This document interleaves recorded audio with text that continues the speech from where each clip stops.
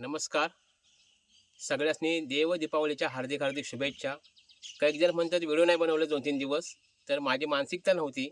कारण जो लहान मुलीवर जो अत्याचार झाला ना, त्याच्यामुळे मी लय दुःखी झालेलो आहे. कारण तिचे जे वाढदिवसाचे व्हिडिओ बघितले, अभ्यासाचे व्हिडिओ बघितले आणि मी ना लय भावनिक झाले. त्याच्यामुळे ह्या असा नको. फक्त माझी एक विनंती आहे.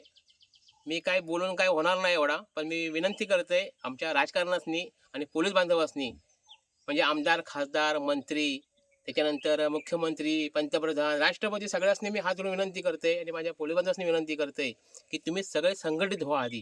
कारण सगळे ना विखुरले गेले आहेत माहिती आहे आणि संघर्ष केल्याने ना ते आपसात संघर्ष करतात. हो चोर, तो चोर, तो लबाड, घाण-घाण बोलतात आणि आपलाच अपमान करून घेतात आणि ह्याचा वापर आहे ना, म्हणजे ह्याचा फायदा आहे ना, हे अत्याचार लोकं घेतात माहिती आहे. कारण आपण संघटित नाही. तर माझ्या सगळ्या बंधू-भगिनींनी सांगतोय, आमच्या राजकारण्यांना सांगतोय, की सगळे एकत्र व्हा. म्हणजे दहशत निर्माण होईल आणि पोलीस बांधवांनी आणि माझ्या राजकारण्यांनी असं कायदो करा, असे नियम तयार करा, कठोर शासन झाला पाहिजे. म्हणजे जर आता काही चूक झाली ना, तर लगेचच ठोकला पाहिजे, लगेच त्याचे पाय बी मोडले पाहिजेत, तोडले पाहिजेत. लक्षात आलं? म्हणजे छत्रपती शिवाजी महाराज आपण लगेच आठवले पाहिजेत. आणि म्हणून म्हणते, म्हणजे आले किती, गेले किती, संपले सारे भरारा, होता, आहे आणि राहणार माझ्या छत्रपती शिवाजी महाराजांचा दरारा. हे असं झालं पाहिजे. लक्षात आलं?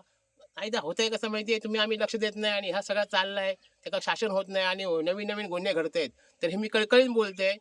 लक्षात आलं आणि म्हणून माझी पुन्हा एकदा नम्र विनंती आहे सगळ्यांनी, की कठोर कायदे तयार करा.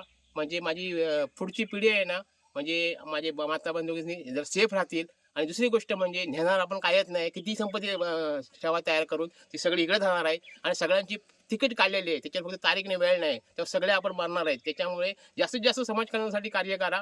एवढंच मी सांगू शकते.